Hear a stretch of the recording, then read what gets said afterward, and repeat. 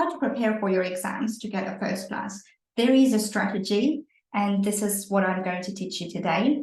There is, like, if you follow this plan, like really in detail, and implement this in your revision system, you should be able to get a first class. This is not about how hard you work, it's about being smart about things and really plan and follow that plan wisely. Make a list of all upcoming exams. You may have some courseworks, you may have some exams, but this strategy that I'm teaching you today is specifically about exams. For courseworks, things are a lot easier. You don't really have to guess what kind of questions is going to come up. You already have a question. So all you have to do is do the legal research and answer the question. Obviously, you need some help with that, and our tutoring can help. But today, I will teach you how to prepare for your exams. So first of all, make a list of all upcoming exams. Then you need to select the topics of revision. What does this mean? You don't have to revise everything that was covered on the course, just the topics that is more interesting for you and easier for you, more comprehensible. But it has to be at least the number of answers, the number of questions that you will have to answer on the exam. So for example, if you have a set of 8 questions on the exam and you have to answer 4, you have to at least revise 4 topics. But it's advised that you revise a bit more than that. So if you have to answer 4 questions, I advise you to revise 5 topics. So you make a revision plan of which topics you're going to revise. And every day you revise 1 topic.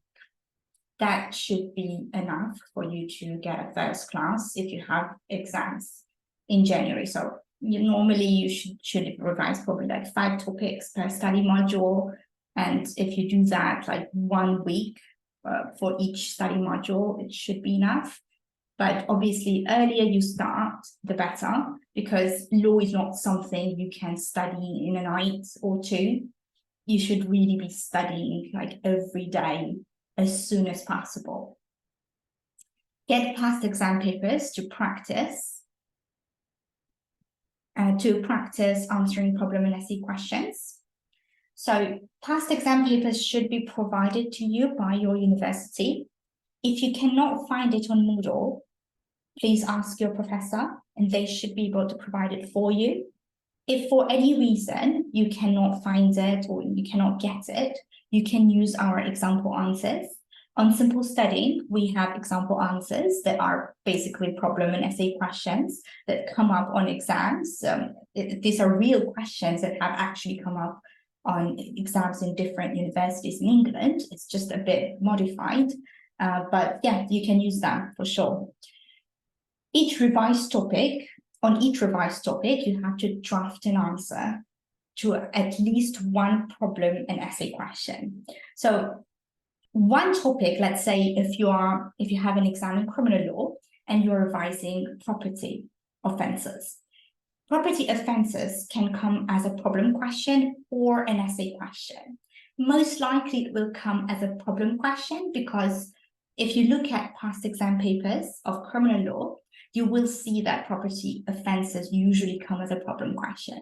But sometimes they change it, so you cannot say for sure, and it's always recommended that you practice answering essay questions as well. So this is an example. If you have a criminal law exam, key topics of revision that you should be doing are homicide offences. This includes murder and manslaughter. Non-fatal offences. This is GBH, ABH, assault, battery. Property offences, sexual offences, and defences. Those are like key topics that usually come up on on criminal law examinations. I have helped thousands of students prepare for their exams, and I've seen many criminal law exams in many English universities, and these are usually the topics that come up. So I strongly recommend that you revise these topics at least, if not more. So if you revise all these topics, how do you revise it? First of all, you should read our study materials. So if you go to Simple Studying, you open criminal law study module, there are notes, example essays, tutorial videos, quizzes and flashcards, case summaries. Notes are the key materials. So if you just read our notes, you have all the relevant information that you need. Everything else is additional materials to help you memorize the key principles and do some additional studying. But at least make sure that you read the notes.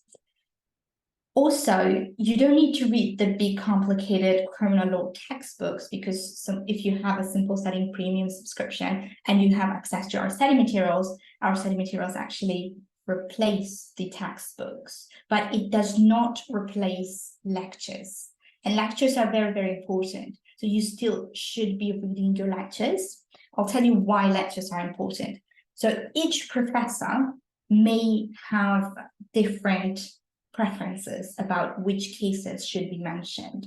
So let's say you are answering a problem question on property offences in criminal law. There are a set of cases that you are expected to mention, to cite as authorities in your answer. And this set of cases may differ from one professor to another. Two cases can say exactly the same thing, exactly the same principle, but one professor may prefer one case and the other professor may prefer the other. And the only way for you to know exactly which cases your professor wants you to mention on the exam is to read the lectures, to see the lectures, and make sure that you cite all the cases that your professor highlights in the lecture, because those are the cases that you are expected to mention in your answer. On Simple Studying, we have case summaries. So most likely on your lecture, all they will do is just put a name of the case, but that's all you need. Now you know that that case that they put on the lecture is very, very important.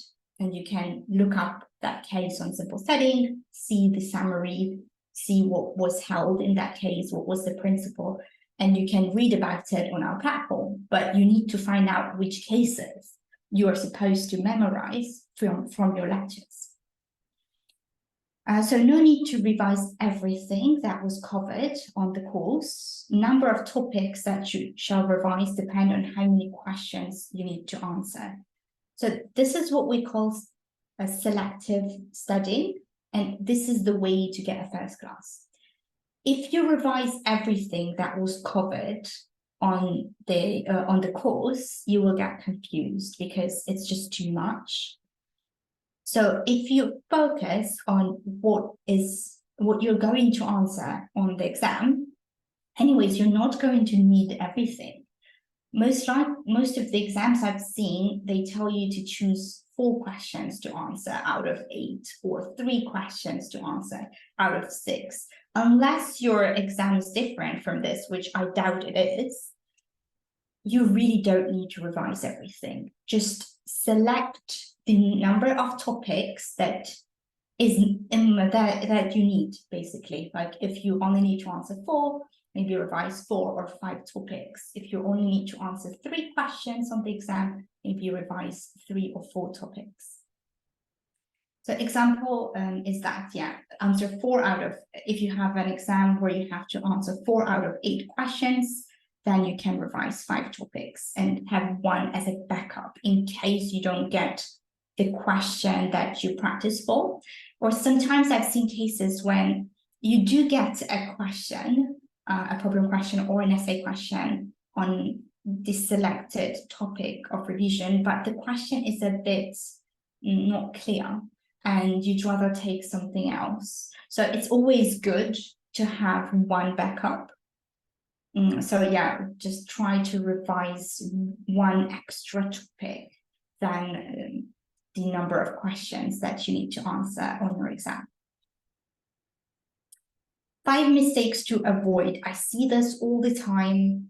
Students do this, and that's how they get very low grades or even fail. This is like a way to fail, basically. If you do this, you will get a very bad grade. Do not write everything you know about the topic asked. This is true for essay questions specifically. When students see, let's say, an essay question is about sexual offenses, all they do is they just write everything they know about sexual offenses. That is not the way to go. You have to answer the question asked very clearly. What is the question asking you? And write the answer to the question. IRAP structure, very important. Issue, rule, application, conclusion. And this is necessary even for essay questions. So when you write an essay question, you are supposed to make arguments. So you have to first explain the law that you are basing your argument on, and then make an argument referring back to the question asked. So both for problem and essay question, make sure that there is law and analysis. Otherwise, your structure is unclear, you're not answering the question, and you have no arguments, and this is the way to fail. Do not forget to cite all the essential cases that was mentioned on the lecture.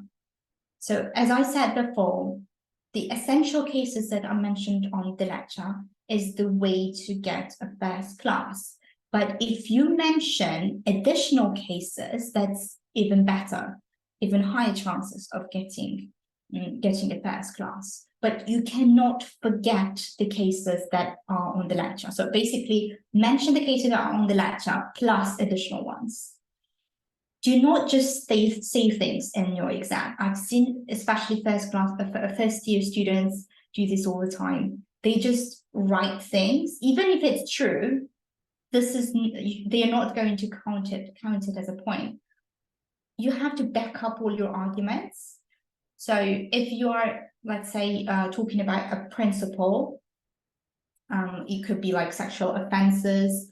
You have to prove that there is no consent, right? And what is that rule? Where is that rule coming from? That you have for any sexual offenses, you have to prove that there is no consent. You have to cite the authorities for every single thing that you say in your answers. Just make sure that you cite the authorities, whether it's a statute or a journal article or a case. Cite the authorities. Use the right referencing style. This is also very important and easy ways to gain some points. It can be a scholar. Most of the times it's a scholar, but if you have limited time on the exam, many times they tell you that you can just like put case names in the brackets, or you're expected to just write one party name or two party names. Just make sure that you know those rules and you follow those rules. What's the difference between a 2-1 and a first class? Many times people get a 2-1, or even 2-1 is very, very hard to get, but first class is another level. Everything has to be excellent. So these are the key things that you have to have: arguments, conciseness, and answers. So you have to basically answer the question asked, referencing, citing the right authorities with the required referencing system, understanding of the relevant legal principles, legal research and analysis, and legal writing structure. For 2-1, everything can be good, but for first class, everything has to be excellent.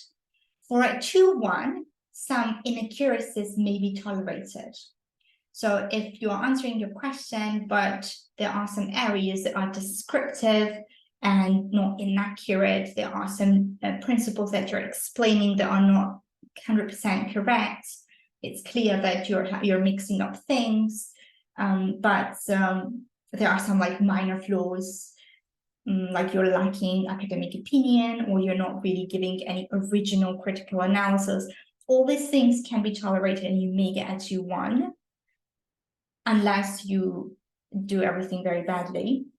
As long as you have like good structure, good arguments, but there are minor mistakes, you can get a 2-1. But for first class, all these things has to be excellent.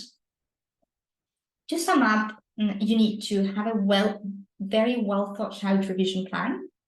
You need to revise and practice every single day. Use our study materials for revision and your lecture slides. Our study materials only replace the textbooks, not your lecture slides. You still have to read your lectures. You can avoid reading big and complicated textbooks. I would even advise against reading it because it's just too much information there. And actually, research shows that the reason why students fail is because they are overwhelmed by information. So to not overwhelm yourself with information, I don't advise you to read too much. I just advise you to read what you need to know for your exam.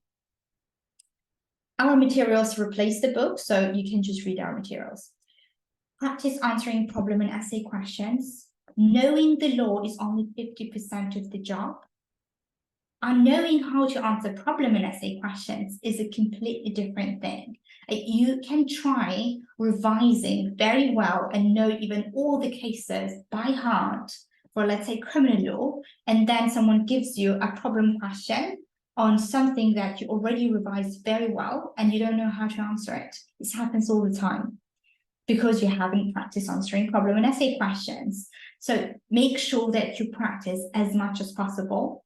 Because you don't have much time left, you may not be able to practice too much on every single topic, but you should aim to do at least one problem question and one essay question on each selected topic of revision.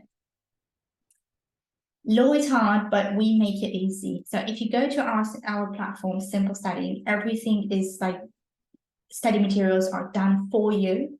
It's simplified and it just gives you what you need to know to get a first class. And then there are tutoring sessions. So let me show you. These are the steps. So step 1 is to start studying with our materials. We give you the notes. The notes are like the key materials that you need to be reading, but there are also very important materials like example essays, flashcards, quizzes, tutorials that you should be looking at. After studying with our materials, you should receive personalized one-on-one tutoring every month. And if your exams are close, then I advise you do it as much as possible. If you get like 6 hours of tutoring, that is usually the right package for a first class. So one-on-one tutoring is basically a Zoom meeting with a tutor, but it will not be in a group like this one. It will be one-to-one, so just with you and the tutor. And the tutor will help you do everything that we just talked about. You just won't be alone, and somebody will be helping you and guiding you through the process. This is a very time-consuming and very hard process. And if you have somebody to help you and guide you through the process, your chances of success is a lot higher. And attend the free revision sessions. We have a lot of free revision sessions coming up. Make sure you attend those as long as you have an exam in those study modules that the revision sessions are about. This would be all for today. Thank you very much for attending, and hope I see you soon on the next revision sessions. If you have any questions now, I'll be glad to answer.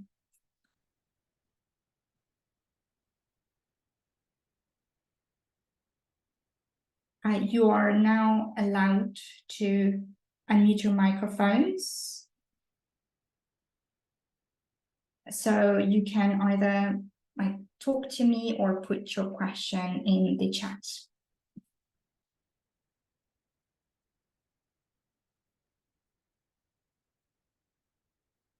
There is one question. Are there any revision sessions on mediation? No, there are no revision sessions on mediation because this is not really very popular study module, but we do have mediation on our platform, I believe. Let me show you around.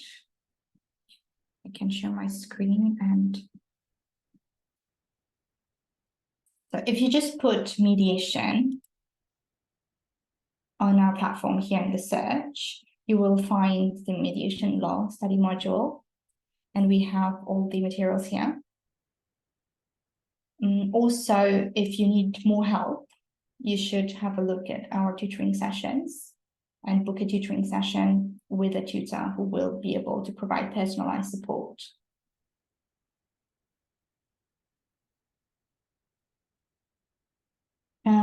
There's another question. I heard that essay questions are easier to get higher marks in. And is this true in your opinion? I don't think so. Usually essay questions are harder. I've seen a lot of students getting very bad grades on essay questions because there is a reason for that. Like for problem questions, you only need to know the primary law, which is cases and statutes. Whereas for essay questions, knowing primary law is not enough. You also need to know critical analysis, journal articles, academic opinions. So there is like extra knowledge required for essay questions. Making arguments based on primary law plus academic opinions, it requires very high legal skills and a lot of reading. So that's why essay questions are, I believe, a lot harder than problem questions. This doesn't mean that you should not have practice essay questions. You should. Because you may not be able to choose all the problem questions. You may need to choose like some essay questions too. So try to practice both. Is there anything for medical law? Yes. So if you just go to our platform and put medical law, medical law study module, and you go to medical, we have revision notes, case summaries, and flashcards. How do we cite a case properly? In brackets, you must include the full case citation. Okay, so usually from my experience, and your professor has to confirm this, from my experience, you have to just put either one or two parties' names. You don't need to put the year and citation on an exam, because normally on an exam, you're limited in time. You may have like 45 minutes to write an answer. You may have 1 hour or 45 minutes. And because you're so limited in time, you really don't have time to be looking up for all the citations. So they usually accept just one party name, but double check that with your professor. Where do you suggest finding articles and things to cite in our essays to make them higher level? Are there certain websites you think are good? So on our notes, we have some academic opinions that you can use, like it's already summarized for you. But if you need more than that, like if you have an essay question on a niche area of law that we don't really have much information about, you will need to do further reading. Where do you find journal articles? In your university's online library. So if you Google your university name and online library, you will find the website, just the word online library. You will find the website, you go there and you put keywords of what you want to find. So let's say if it's criminal law and you're writing about property offenses or sexual offenses, whatever you're writing about, whatever the essay question is about, just put keywords, select journal articles, and then click search and see what's out there. I suggest you also select peer-reviewed, because peer-reviewed is like higher quality journal article, and it usually gets higher points.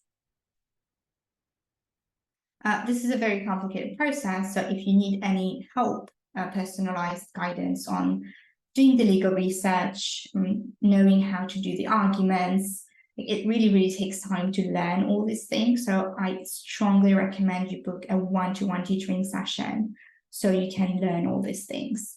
Like even if you do 6 hours package for just one study module, let's say criminal law, the skills you will learn is transferable. So you won't need to book 6-hour package for every single exam because you will already learn how to do the legal research, how to do the legal writing, how to answer problem questions, essay questions, all these things.